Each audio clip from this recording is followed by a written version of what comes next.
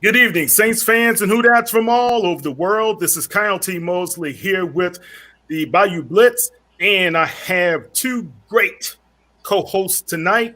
I have Mr. John Hendricks here. How you doing, John? I'm good, man. It's Friday. It's good. It's weekend. We're good. Yeah, TGIF, baby. Right. Yeah. And we have, he calls himself the prettiest of us all. That's Mr. Bob Rose. What's happening, Bob? Not much, Kyle. Hello to you and your family. Same to you, John, and your family. Bayou Blitzers, thank you for joining us on a Friday night. Hopefully you're going to enjoy another special broadcast. I know you got three hosts raring to go for you. Yeah. Well, I'm going to let you guys do all the talking tonight. And if you guys hear some snoring, that's just my dog in the background. It's not me. Okay. All right, guys. The Saints are coming into training camp. The rookies should have reported if they haven't fully reported yet. And the NFLPA as well as NFL have come to some sort of a resolution on what's going to happen going forward as far as the protocols happening with COVID-19. We got an official announcement from the New Orleans Saints today that all of their preseason games, the 4 preseason games with the Rams, the Steelers, the Dolphins, as well as the Texans are all canceled.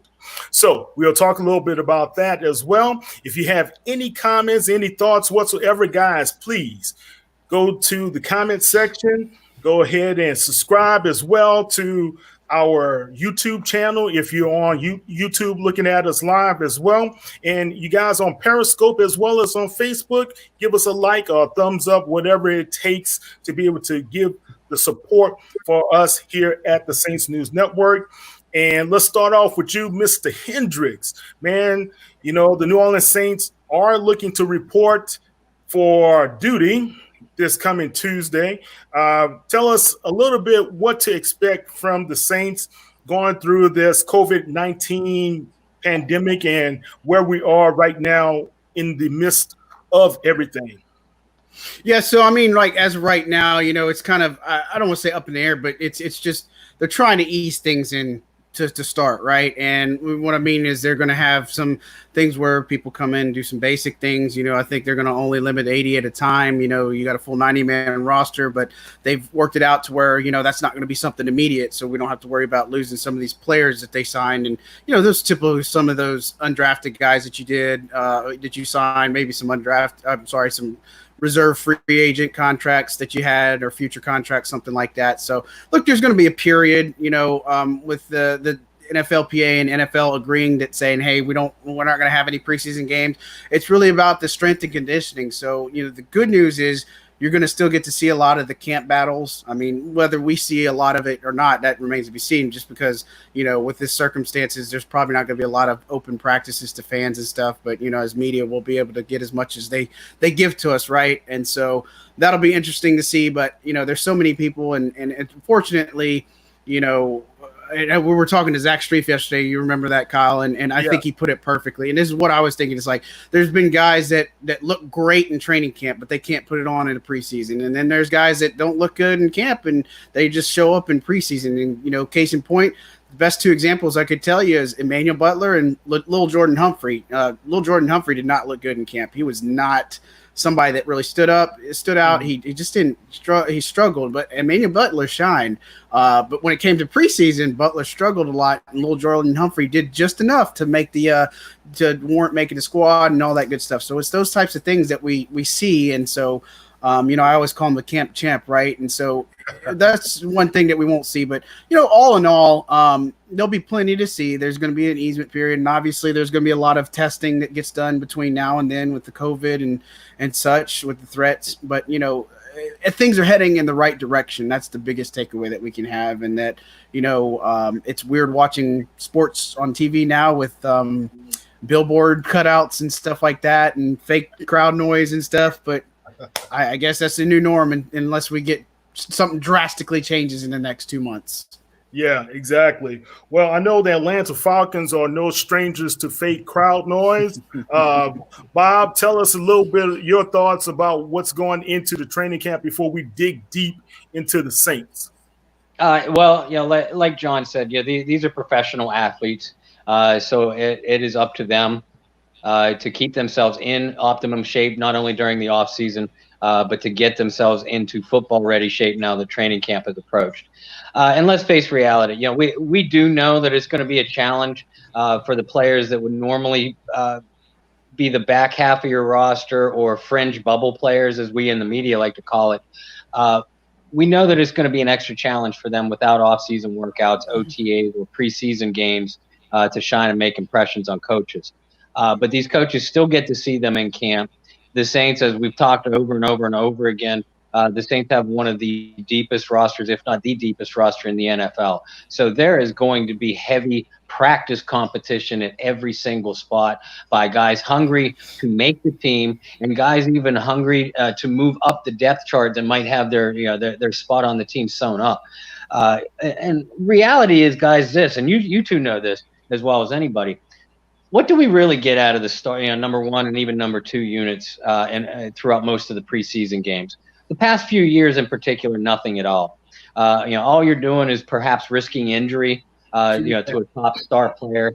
Which all of us that cover our favorite teams or watch our favorite teams during preseason, we always hold our breath and cross our fingers every time those stars are on the field until they take a seat for the night. So we're not going to have to worry about that kind of thing.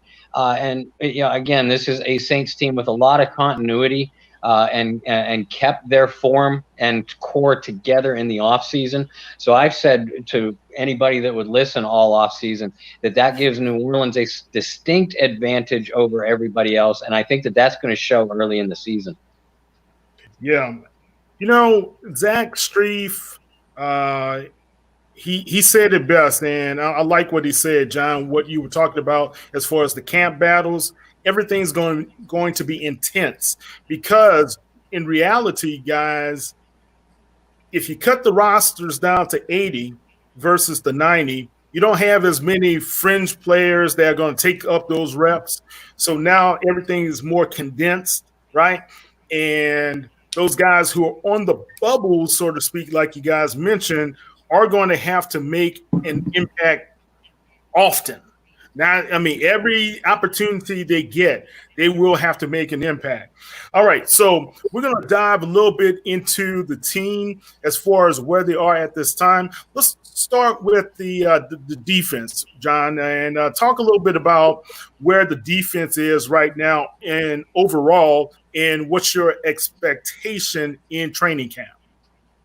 Yeah, look, I think we can easily sit here and identify the starting guys, right? That's not going to be a hard thing. You go defensive line, Cam Jordan, Marcus Davenport going to be on the edge. As far as defensive tackle, you're going to look at Malcolm Brown and David Onyemata starting. That's not going to be a surprise to anybody. When you look at the reserves out there, Trey Hendrickson's a guy who I think is primed for a lot more of a role, and I think he's going to sign more in the spotlight. They tried it with Noah Spence. Unfortunately, he got hurt. I was waiting to see a lot more with him. So there's really a need for another pass rusher to come in here to play. Mario Edwards Jr., some people call him a tweener, whatever you want to call him. He's got the versatility, right? He can play defensive tackle or defensive end. That's most of the guys on the line.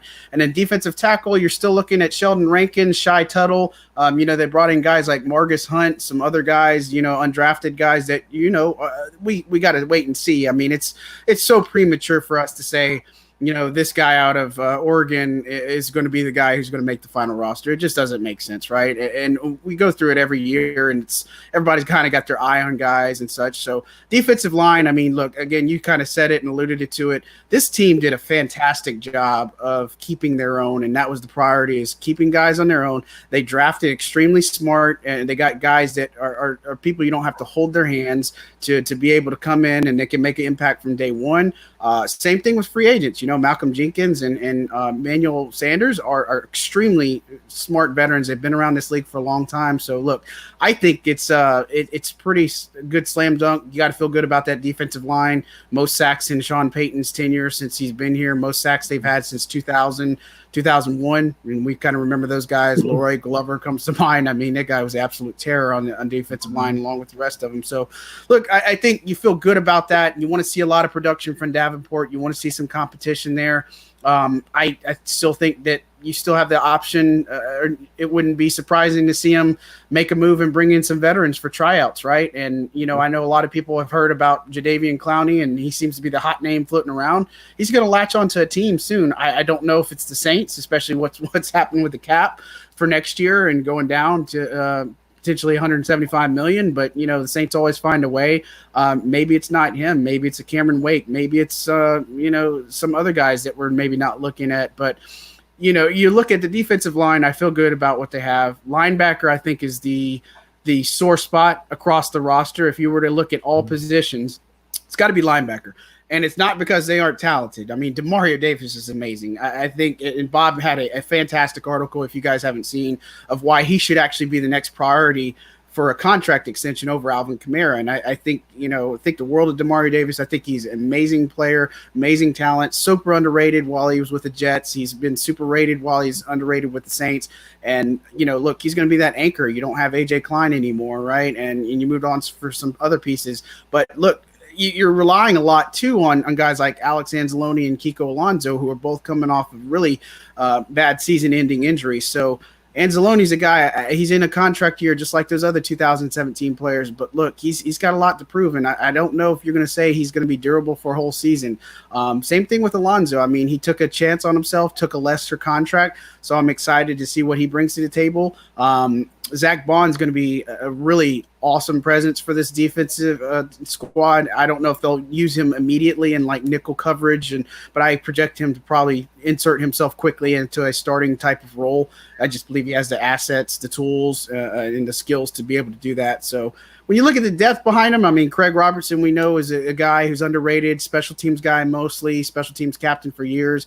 Caden Ellis is a guy who plays special teams, and they kind of have some question marks after that, just guys that, reserve future guys or undrafted guys. So that'll be something that we have to pay attention to because there's room to move up for linebackers. They'll probably roll with about 6. I don't see him with any more. And then the secondary is stacked. I mean, I think the only glaring weakness you might see is who's the number 3 corner. And I think, with Janoris Jenkins and Marshawn Lattimore, that's as best of a cornerback tandem as they've had since Jabari Greer and Tracy Porter. I think Eli Apple, you guys know, I know I take a lot of hate for it, but I think Eli Apple was extremely good for this Saints defense. He gave them something that was missing for a long time, a true number 2 corner. I know he had some issues, but I think when you look at his play overall, he did a great job. As far as, the secondary goes, though, guys like Justin Hardy, JT Gray, I want to see more of. DJ Swearinger, I think he has a chance to make some things happen. Marcus Williams and Malcolm Jenkins are going to be there.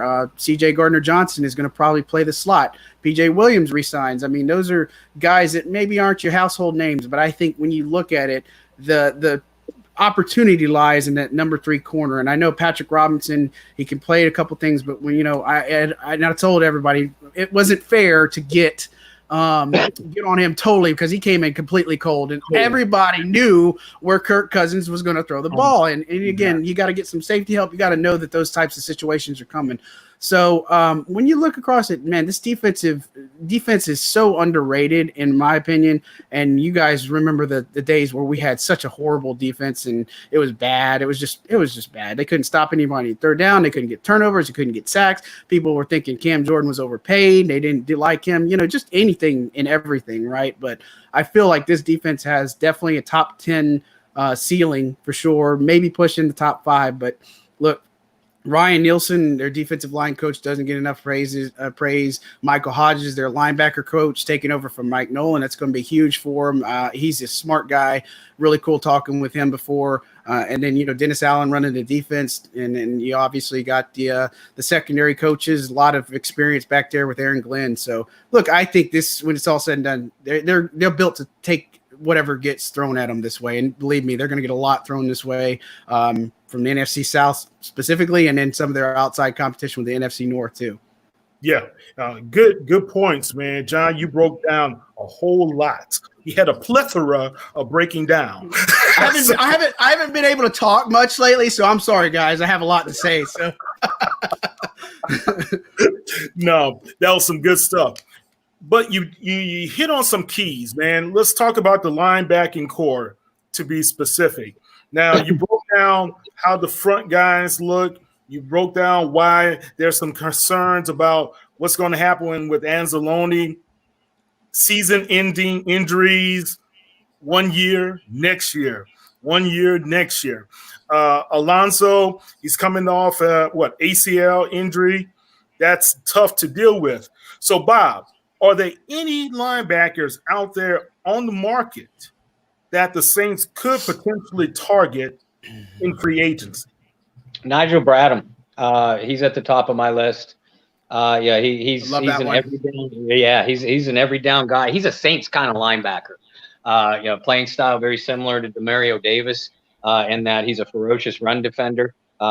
He can rush the passer. He's a very underrated blitzer, and he can athletically stay with most tight ends or running backs out of the backfield throughout the entire league.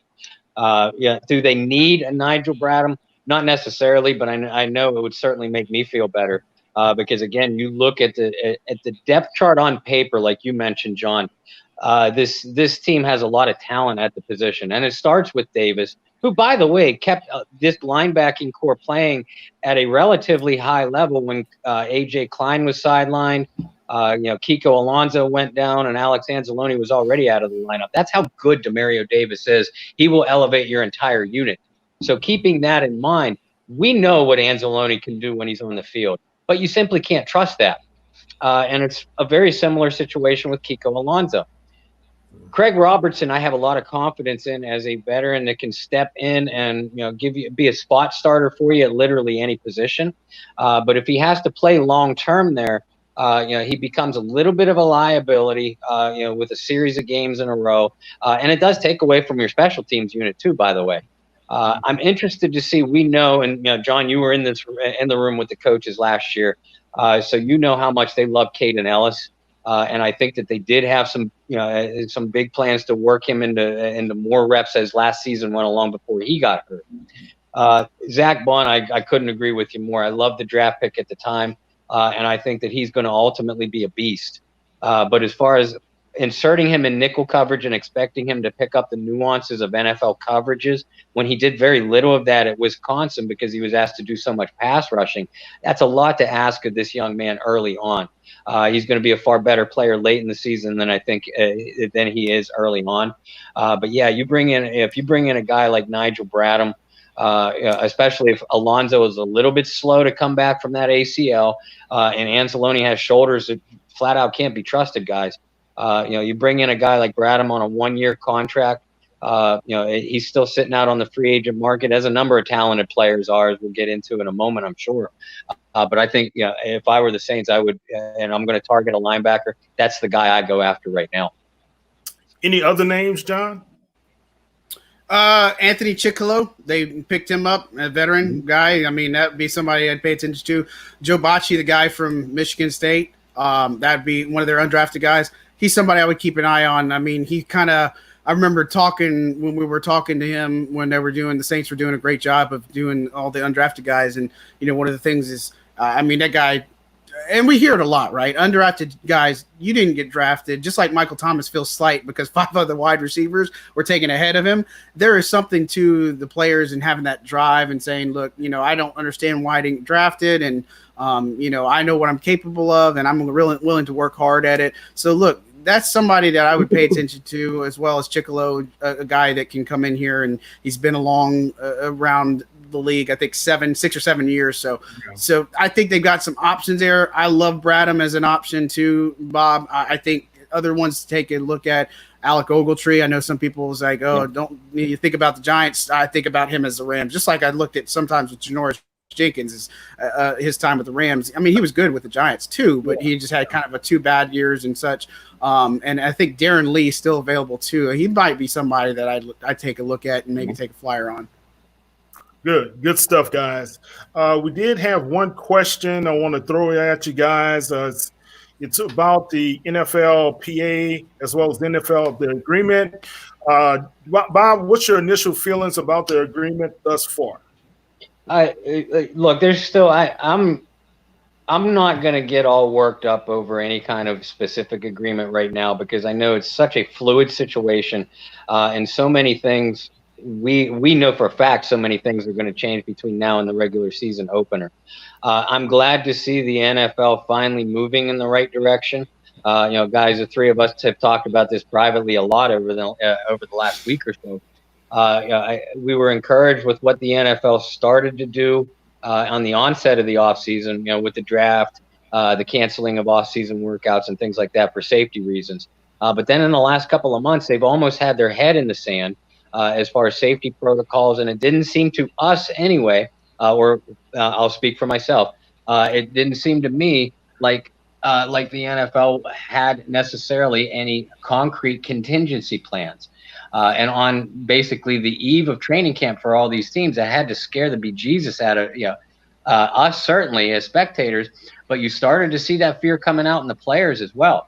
I like to see the communication between the league office and the NFLPA, and I'm encouraged that now that they seem to be on the same page, as this COVID-19 situation continues to evolve or devolve, hopefully not, knock on wood. It's good to see the league office and the Players Association on the same page, so that way they can adjust more quickly to what they need to do. Okay, good stuff, guys. Let's see. Someone said Griffin or Clay Matthews. I think he means Clay Matthews. Clay Matthews would be a good one too. Oh yeah, I love Everson Griffin. I've loved him for a long time. I think the Vikings were looking at bringing him back potentially. That's the only thing there. And I think he's a great pass rusher. I know he had some things happen. So look, Clay Matthews is going to latch on to. There's so many free agents right now that don't have a job, and I think the only one that might not get anything is Antonio Brown. But everybody else should find a home. And it's interesting. We didn't talk about it too much, but this year, it looks like the NFL is going to allow a 16-man practice squad. So, we started with 8, now we go to 10, and now looks like 16, and you get to protect 4 of those players. So, I think the Saints are going to try to use that to their advantage too, just like any other team, right? And try to hide some of these guys that probably aren't going to make it through, the first or second cuts or whatever, whatever. Now it's really just 1 cut, but 2 cuts. I'm sorry. It used to be 3, but it'll be interesting to see, but I could get on board with a Clay Matthews, somebody who's a veteran that can come in here and be able to just come in here and affect the pass rusher. I see Michael Kendricks on the screen. That background has me a lot scary, concerned, if you will. That one is, I think Kendricks is talented. I liked him a lot when he was with the Eagles. I liked him a lot, coming out. I thought he could be a target for sure, but, given some of the things that he's got coming on, I don't know. It's tough to say. Bob, would you like to see another veteran cornerback over a lineman? Yes, please. Yes, please. Yes, please. Yes, please. I've said it all off season. I wanted them to target a cornerback in the draft. No slight to the draft picks that they ended up with, because I agree with what John said. They were very targeted and hit the nail on the head with all of their draft picks. But outside of Janoris Jenkins and Marshawn Lattimore, I see you laughing, John. I'm trying to measure my words. Outside of Lattimore and Jenkins, who I agree, I think there is no better tandem at corner in the NFL. You put Patrick Robinson or PJ Williams in man coverage in the slot, where the quarterback is going. And the vast majority of the time, as we've seen in the last 2 years, they're going to be successful. I like PJ Williams as a safety. I've said that for 3 years, and he played extremely well when they moved him back for a couple games and replacing Marcus Williams. I think he's in more of his comfort zone there. Robinson would be okay. I'd be okay with Robinson as a 4th or 5th cornerback. But when you have a guy like Darqueze Dennard or Dre Kirkpatrick still on the free agent market like they are, they can come in. I was a big advocate of bringing Eli Apple back. I agree with everything that you said, John. I think Apple was extremely underrated as a Saint. And now, if you're talking a cornerback trio of Lattimore, Jenkins, and Apple, my God, I'd send that trio up against any receiving core in the NFL. I know the old adage and the way the rules work. It's much easier to get a quarterback on the ground or pressure him into mistakes than cover receivers for an extended period of time. But we know that the kind of depth that the Saints have up front, even with Marcus Davenport's sketchy injury history over his 2 years, I feel more comfortable with what the Saints have in their front seven than I do at the cornerback position. Again, that's outside of Lattimore and Jenkins. But yeah, I want him to see a third cornerback brought in. Yeah. So what you're saying, Bob, is that I was Go to ahead. say. So what you're saying, Bob, is that Patrick Robinson is a guy you'd put on the bubble. I'd pop his bubble. Maybe. I'd help pack that young man's bags out of town. I'd drive him to wherever he wanted to go. I just want him out of a Saints uniform. Wow, that's pretty hard. Wild Rose coming hard at you guys tonight. Look, guys, y'all made some great points. Man, I like Kirkpatrick, but I really like Denard. And I think he has some upside. I think spending some time with a guy like Aaron Glenn can really help that kid's career, man, because where he was before, he didn't get any coaching. He didn't get the coaching that he needed, Let's talk a little bit about what's going to happen with the team's offensive side right now. When you look at the offensive unit, let's start with you, Bob. What are some of the things that hit you right now that – other than the versatility that we have talked about, and that's been a common theme, right, John, throughout the whole offseason, why they re-signed a lot of guys, why they like a lot of people as well. But offensively, Bob, where do you see the team? Right? What's going to be the overall picture and what the fans can expect, especially with this shortened offseason?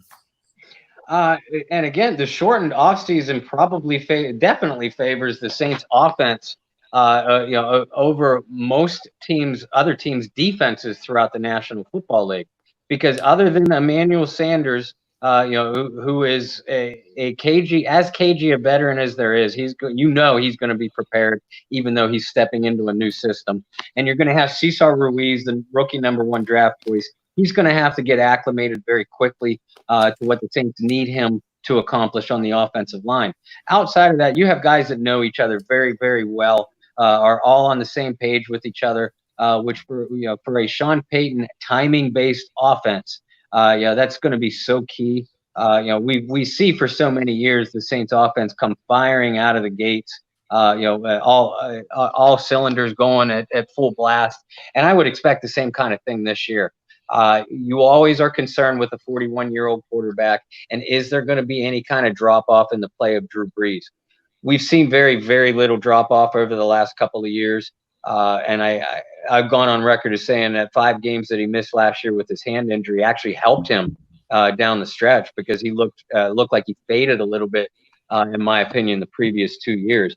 But as long as Brees doesn't suffer any kind of drop-off, guys, you have the best offensive line in the National Football League.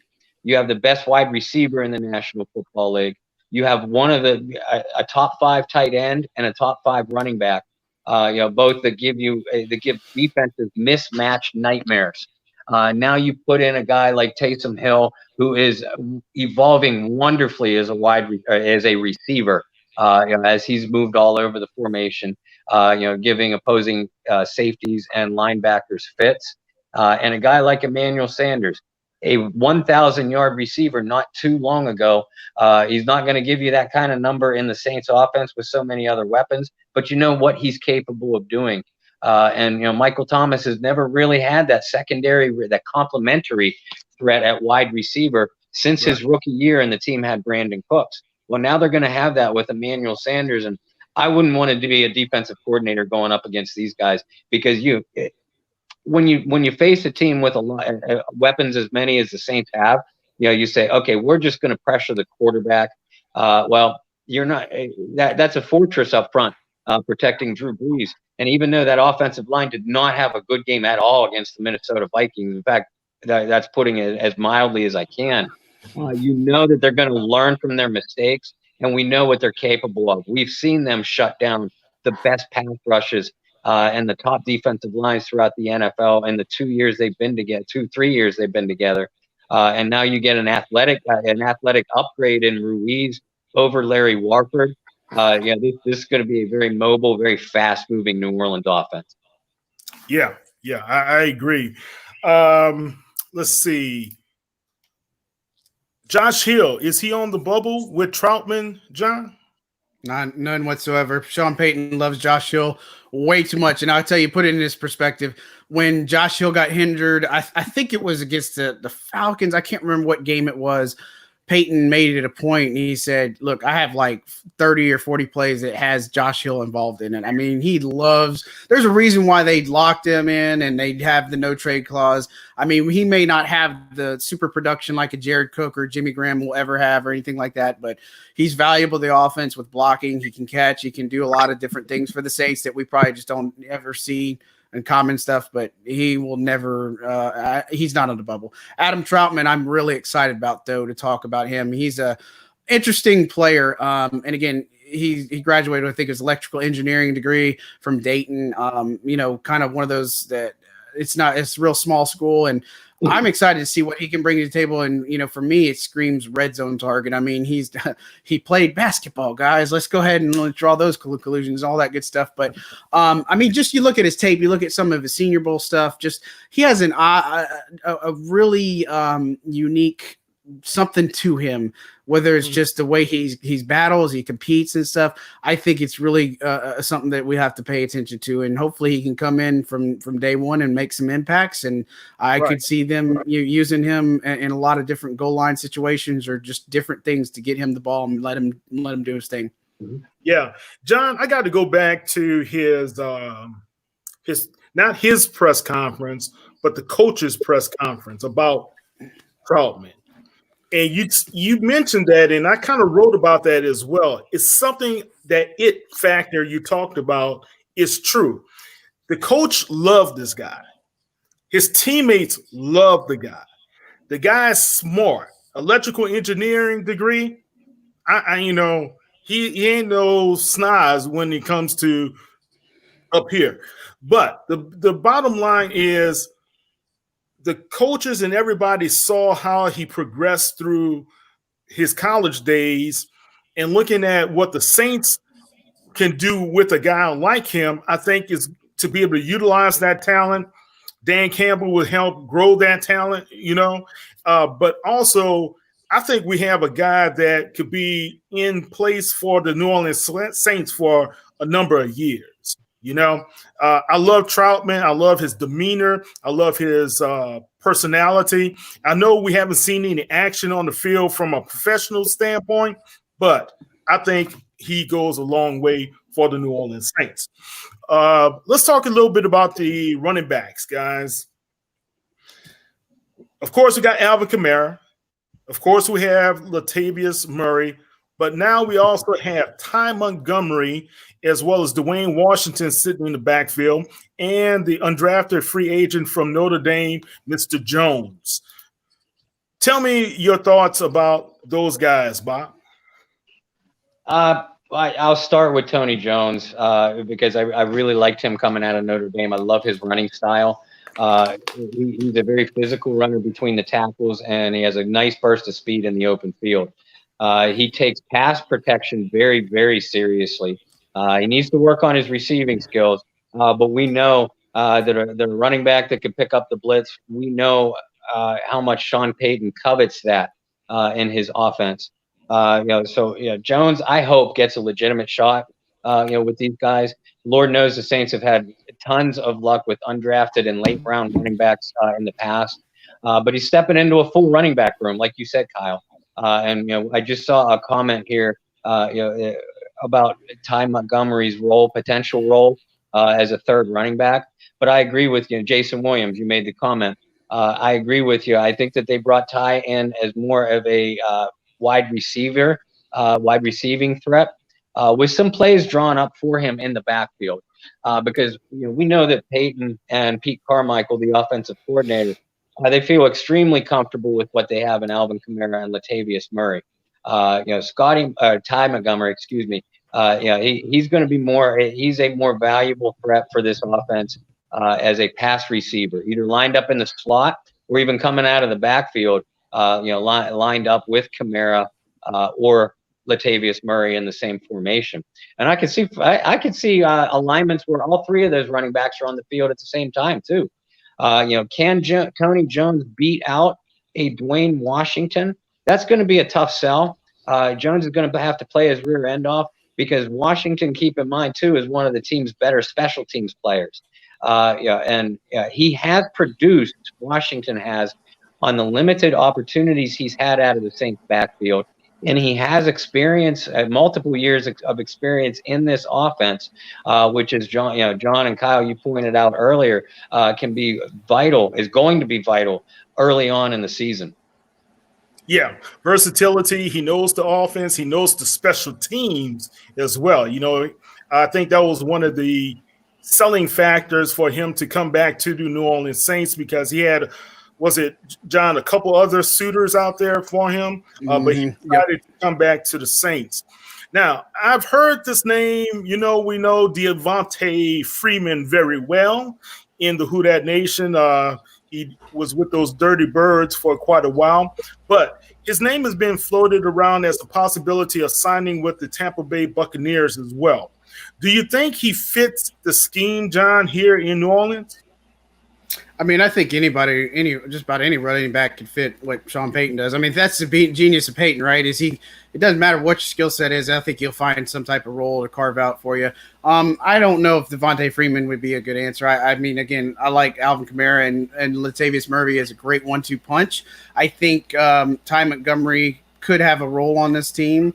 Remains to be seen what. I think, again, when I made my initial 53-man roster projections, I left him off just because you need to see the sample size. But I like what Montgomery's saying. He just wants a chance. And I think when you get a guy like that, just kind of like what Taysom Hill was, he's like, I just want to play. I just want to find something. And the thing you mentioned about Washington is his special teams. And again, I get it. People don't think too much about special teams and if he doesn't have a job on the offense. But the Saints team typically has only carried 3 running backs on the roster, and they've had that versatility. So I think Montgomery has a lot that he can bring to the table. Tony Jones Jr., I'm really excited. He's one of those guys where I wish I could see him in the preseason, but I don't know that we'll see enough in training camp to have him say, let's take a spot. So Freeman, I'd do a hard pass just on who they have in on the team right now. I think Kamara's coming back. He's got a vengeance tour that he's going to do in his contract season. I think Latavius Murray's only going to get better. So I feel fantastically awesome about their 1-2 punch. I think the guys behind them, it just depends. I think there's a lot of ways this could play out. But I think right now you got to have Dwayne Washington as your number 3 guy. And, if Montgomery could play a little bit more special teams, then I think that helps his case too. But he sounds like he's willing to do whatever he can to try to make it. And maybe, just maybe they stick him at wide receiver and he becomes a 3 or 4 guy that can maybe push somebody like a Traquan Smith. Man, that's a good point there, John. The flexibility of having him go back to his first position anyway, right? Wide receiver. Play that spot, put some pressure on Traquan to be able to see where he's going to be in his 3rd year with the New Orleans Saints. Jones could be one of those guys also, the running back Jones, could be one of those guys that they stash that you talked about. One of those 4 slots, kind of see how he matures and how he can be able to get a hold of the system for the New Orleans Saints. All right, guys, let's talk a little bit about the wide receiving corps. There's a guy named Michael Thomas who, I don't know what happened. He got this 99 club thing going on, so he wasn't kind of – there he is. He can't guard Mr. Mike, man. Man, I had to. Shout out to Foco. Yeah, man. Look, Michael Thomas, we know what we have there. Emmanuel Sanders, I feel very comfortable, and we know what we have there. We just talked about Mr. Traquan Smith. And after him, what do we have, Bob? Do we have worries or concerns or what? Yes and yes. The worries and concerns start with Traquan Smith. First, there were a couple comments early when we were talking about running backs a moment ago about how the team would use Ty Montgomery. Hopefully, John and I were able to answer that question. I think both of us, all three of us, agreed that Ty could very easily fit in at wide receiver just as much as he could, just as easily as he could running back. Is he better than Traquan Smith, though? I don't know. I'm still waiting for the real Traquan Smith to show up. He flamed out in plenty of opportunities as a number 2 wide receiver. I know Ted Ginn Jr. was on the roster too, but they gave Trey every opportunity in the world to earn that spot, and he just flat out didn't. The spot was an empty black hole abyss for this team in the last 2 years, and it hurt him in the postseason. Traquan has teased us with his abilities.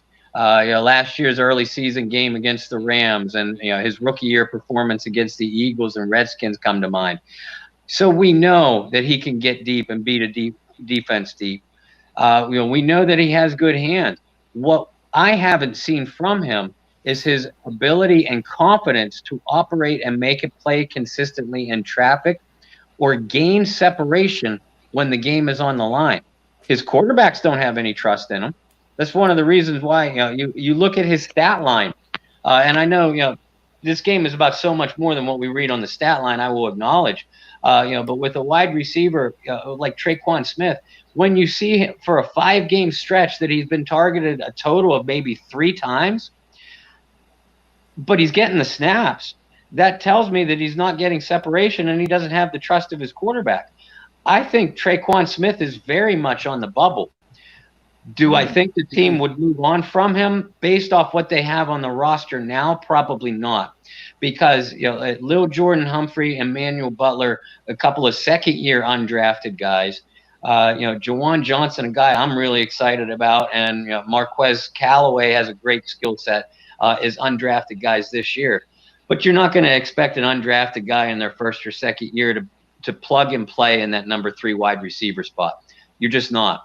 There's not a lot of veterans left on the free agent market to really explore bringing in, and we know Sean Payton doesn't like to do that anyway. He likes receivers to be homegrown within his system.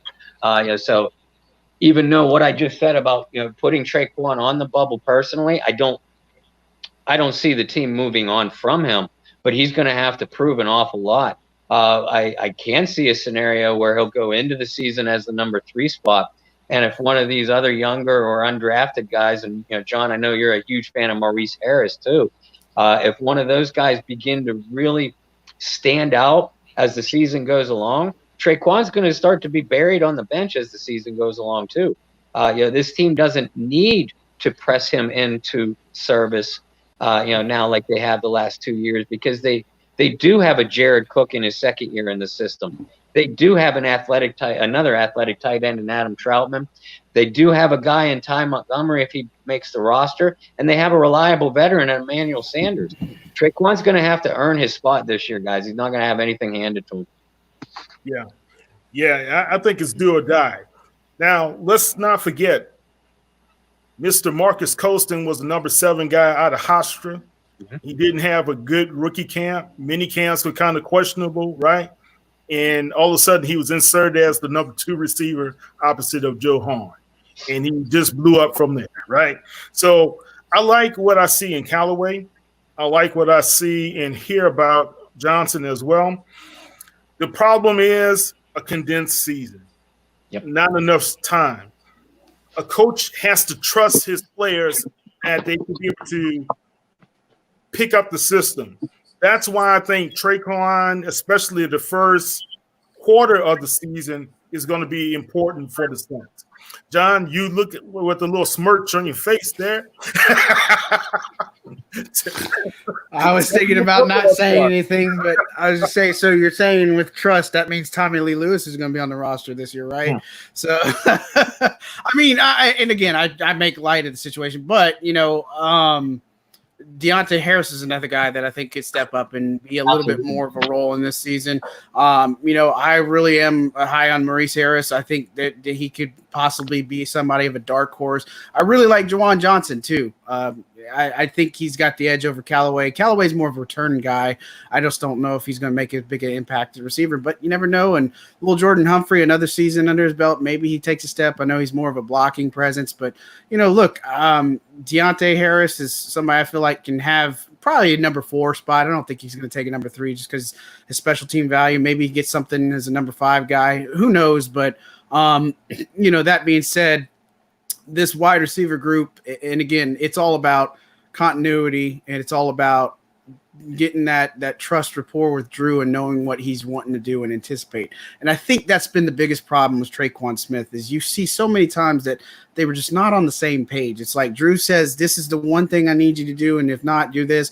And you see that rhythm with Colston. You saw it with Lance Moore. You saw it with Avery Henderson. You saw it with Robert Meacham. You see it with Michael Thomas, Brandon Cooks. I mean, Willie Snead, all these guys that they could read Drew's mind. And for whatever reason, I don't know if it's just a doubt thing or something with Traquan Smith, but he's got to put it on. I mean, they've got to get this guy up to speed. And, when it's all said and done, I don't think he's going to be the third leading receiver, 4th or 5th, maybe. And, they got too many weapons in this offense now that, Sanders, Kamara, it's going to be Jared Cook, it's going to be all those guys. But, when the game's on the line, when it counts, they need the version of him that showed up against the 49ers. That's the Traquan Smith they need to kind of come in and be able to make those types of plays. And I know he has it in him. But he's a guy that has to get better. And also another guy I forgot is Krishan Hogan. He's kind of like a little Jordan Humphrey. He just got more value as far as blocking and stuff. So look, they're going to have that one guy who's more of a block guy and doesn't really receive and catch balls that much. But when you start to assemble this 53-man roster, you got to make some decisions. And do you roll with just 5 wide receivers? And one of those is going to be Deontay Harris. One of those is going to be Michael Thomas. One of those is going to be Emmanuel Sanders. So really, you got 2 spots that you're probably fighting for, maybe a third if you make a case for Ty Montgomery. So look, there's a lot to still figure out. And, again, not having a preseason, this is what's going to hurt is you got to use the tape on training camp. And I think the Saints will do some things to be creative, black and gold scrimmages, maybe do their own things. But, look, it'll be a lot to figure out, and thank goodness you have a coaching staff that is well-seasoned, well-tenured, and that's going to be able to figure this stuff out. Yeah, and that's a big plus for the Saints, the coaching staff, the continuity along the offensive, defensive lines as well. That's really big for the trenches. So let's talk a little bit about the offensive line before we wrap everything up with the special teams unit. Bob, of course, we got Ramczyk, we got Armstead, we got McCoy, but we got the new kid Ruiz coming in, right? And I had an opportunity, and John was on the call, man, and Zach Strief kind of gave me what I thought would happen all along. I had a chance to ask Zach, what do you think about Ruiz and the McCoy situation? And he believes that McCoy stays put at the center position and they put Ruiz at guard. What are your thoughts, Bob? Well, and Kyle, you and I touched on this. It was either last week or the week before. Both of us had kind of the same mindset on draft night, that perhaps that they were going to move McCoy over to guard and plug Ruiz, who physically just looks like the perfect prototype center. But if you do that, especially with with no offseason, you're now essentially replacing 2 spots in your offensive line instead of 1. McCoy did an outstanding job picking up the nuances of the center, a very difficult to play center position quickly last year. And I have no doubt he would be able to do the same thing at guard. But again, it's too much of a gamble because McCoy stepping in as a rookie last year, he had a veteran to his left in Andrus Peak. He had a veteran to his right in Larry Warford. Now McCoy, if you move him over to guard, he's going to have a veteran to his right in Ryan Ramczyk, but he's going to have a rookie in the center in Ruiz, and essentially they're going to be learning together. So I agree with what Zach Strief told you guys. And really, is there any better expert to pick the brain of when it comes to offensive line? I think at least initially the team would be better served to keep to put Ruiz in at Warford's right guard spot and keep McCoy at the center spot. And McCoy played at a Pro Bowl level last year. as a rookie. So I do think it wouldn't surprise me if they go the other direction, but logic dictates that McCoy will be your starting center and Ruiz will be your starting right guard. Yeah, I got to agree. It's going to be a fast offensive line. It's going to be more athletic, especially with some of the dead weight that Warford had. Pun intended. But, Warford was a great guard. I'm not going to take anything away from his talent. I think just coming in overweight and having those lapses in the Rams game, which Drew got injured, as well as the playoff game and the Falcons game, was too much for Sean Payton to overcome mentally to keep him on the roster. Now, you do have guys like Easton. You do have Amnimata. You have those guys. John, what do you think about the backups right now? Anybody who are you keen in on that's really going to be valuable for the Saints? Well, I mean, they need a reserve tackle. I mean, there's no way they can get through without having somebody that's going to be able to back up, Teron Armstead. And again, the thing is, I want to see him make it through a full 16-game season, but it just hasn't happened yet, right? And so they know what they have with Ryan Ramczyk. The guy is all pro. He's just amazing, and he's only going to get better. And so I'm looking forward to obviously what they have there. So on that side, James Hurst, the guy who has the veteran presence, that could be where they turn. I think that's the easiest one to look at. Interior, they have Will Clapp, they have Nick Easton, potentially at guard. They have Patrick Omame too.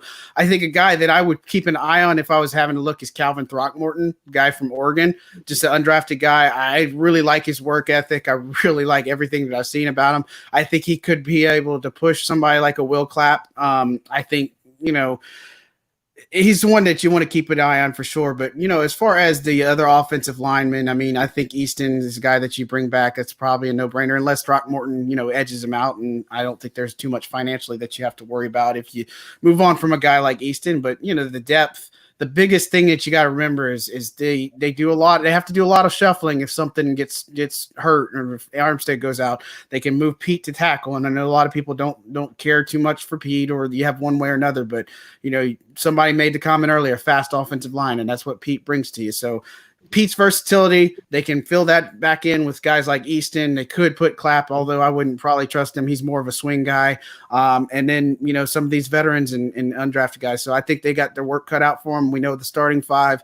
Reeves will absolutely go at right guard. And then we just got to figure out the reserve guys. And there's always a lot of movement there. And thankfully, they've got Dan Rushar there to coach them up. And they'll only get better and put the best guys that they got for a game day.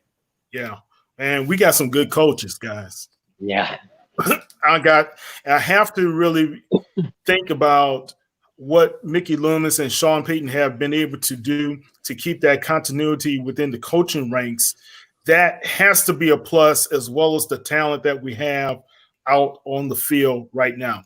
All right, guys, let's quickly talk about we'll talk about fullback later, but let's talk about special teams. Michael Burton, next question. There you go. That's probably there you go. Michael Burton. There you go. I mean, Ricky Ortiz, I think could possibly, but it's Burton. It's going to be him. If he can stay healthy, he'll be him. Yeah. Okay. Special teams. We know we have a punter. We know we have Lutz. Matter of fact, happy birthday, Lutz. Happy birthday, Teron Armstead as well. You guys just had a couple birthdays.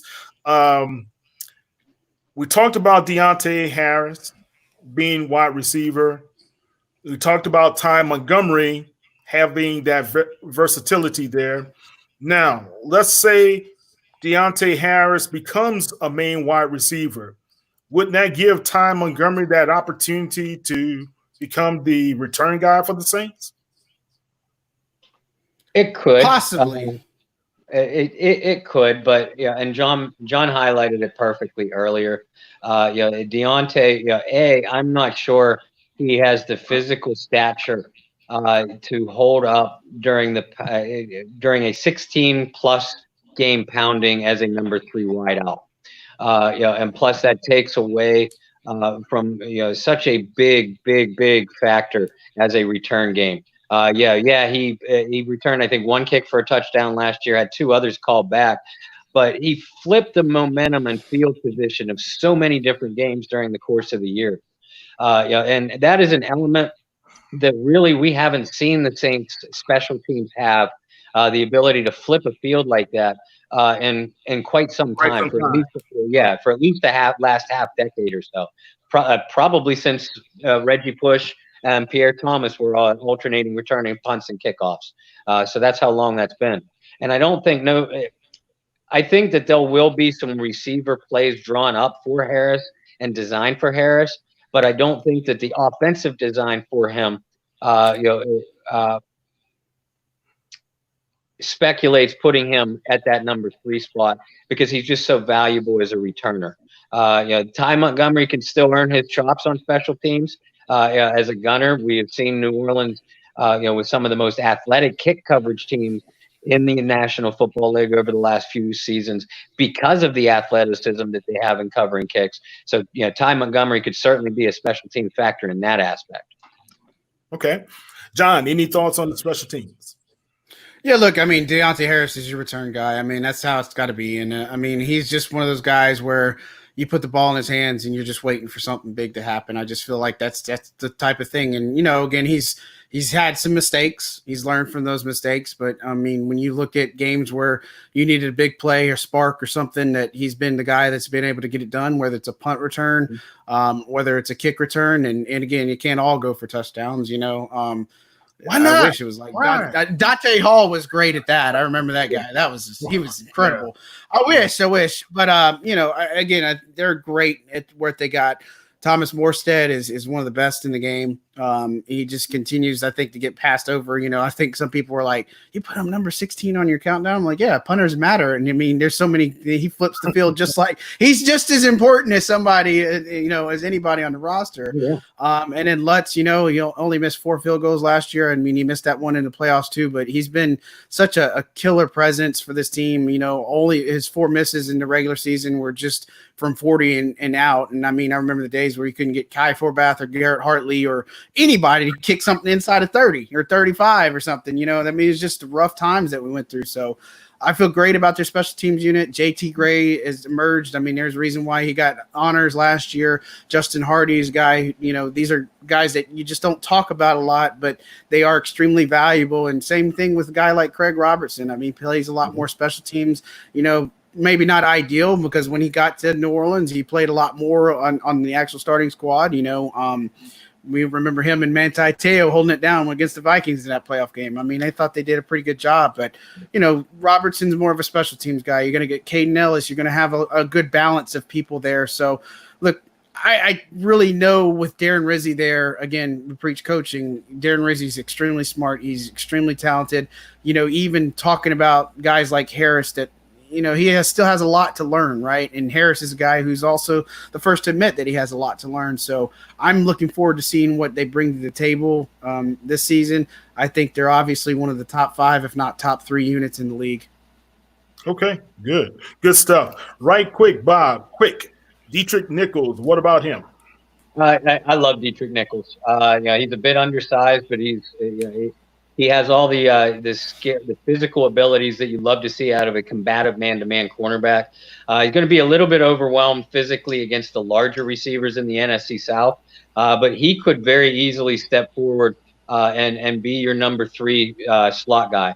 And let's face reality. Chauncey Gardner-Johnson is their top slot option, but you still need another go-to guy in the slot. Dietrich Nichols has that kind of ability. I love his game. Yeah, and Gardner-Johnson proclaimed that he's going to be the best safety in the league this season. Can see it. All right. And John, right quick, Adrian McGee, the kid out of LSU, do you think he makes the roster? It's tough, man. I know he was really down for not getting drafted. Yeah, he was. And I don't know. I like McGee too. And if anybody doesn't know, I love LSU football. Follow it and have been forever in the day. I was surprised a little bit that he didn't get drafted too. I thought he could have been a 7th round guy. Definitely priority undrafted guy. He got some offers after the draft, but he ultimately chose New Orleans. So again, undrafted guys, we've seen them work through everything to be able to make the roster. But again, You don't have any preseason games to be able to put tape out there for people. So it's an interesting time where you're just going to have such a small sample size. And a guy like McGee, when you stack him up to guys like Clapp, Easton, Omame, guys that have been here, and then guys that might be a little bit better suited like a Throckmorton too, it's going to be tough for McGee. I don't think it's impossible, but at this point, Final 53, it's tough to put some guys like him on the final. Yeah. All right, guys, good stuff. That is our Saints News Network primer and preview for the training camp. John, tell everybody how they can find you on the World Wide Web. Yep, you can go to Twitter, and it's at John J. Hendricks, just like it's spelled Hendricks, just like Jimmy. Hit us up and on Saints News and Saints News on Sports Illustrated. Definitely check out our stuff. We're working really hard. I know it's a crazy time across the league, putting as much content out as we can and just making it fun. Give us some comments. Give us some feedback. If there's stuff you'd like to see, there's a lot of things and angles that we work behind the scenes, and we're working to give you the best coverage as possible for this upcoming season. And so I know it'll look a lot different. Don't know how, but or what, but we'll get it done somehow. Good stuff, man. And Bob, tell everybody how they can find you on the World Wide Web. Well, like John said, the easiest way to follow all three of us, and the other cast of characters that we have, is just follow us through the Saints News Network and SI.com on the Saints team page. As far as me personally, I can be followed on Facebook at Bob Rose or on Twitter at BobbyR2613. Those of you that do and have followed me and supported me, and all three of us for that matter, thank you so much for all the support that you've given us. It truly means more than words could even put. And don't forget to follow and join our Bayou Blitz Facebook page and Facebook group. We streamline all of our Facebook articles directly through there first. It's coming out on the Bayou Blitz page the same time it's coming out on SI.com. And it gives you the opportunity to have a voice on that Bayou Blitz page as well. It's an extremely interactive and supportive group. Thank you guys for everything that you're doing. You're really doing a terrific job at self-administration, which has taken a lot off our hands and allowing us to hopefully give you some nice product, through covering the Saints themselves. So thank you, and nothing but love for you. All right, guys, don't forget you can try to give us some love on the internet. We have a great social media following. You can check us out at Saints News on Facebook, Instagram, as well as Twitter. And you can check us out online at www.si.com/NFL/Saints for all the latest in Saints news in the Who Dat Nation. I am Kyle T. Mosley with Bob Rose and John Hendricks. Oh, that's the first time I ever did that one. Bob Rose and John Hendricks of the Saints News Network. You guys have a great night. Have a great weekend. Stay safe. Mask it up, baby. Take care. Who dat? Who dat? All right.